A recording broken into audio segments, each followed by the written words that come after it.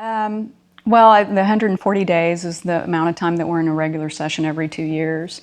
We're very much affected by that. That's huge, and there's been an ongoing debate, not lately, but whether we should go to annual sessions like a lot of other states. And I think, we're a pretty conservative state and largely have decided that, no thank you, we don't want to do that.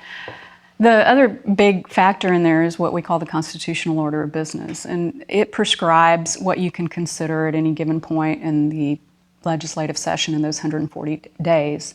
And what it says is that in the first 60 days, you can't consider a bill on the floor unless it's an emergency declared by the governor or an emergency appropriation. Then you can't consider a bill unless you have a 4/5 vote.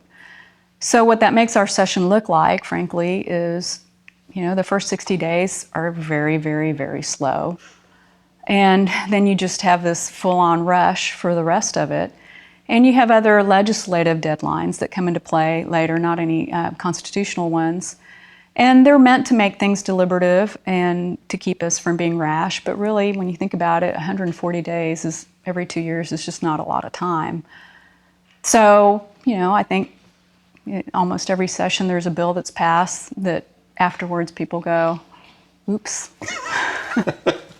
That one didn't quite work out the way we thought it would. We've had situations where, maybe the House version and the Senate version were different. But, not anything huge and glaring. But, how often have you heard a legislator say, well, if I had known that was in the bill, I wouldn't have voted for it.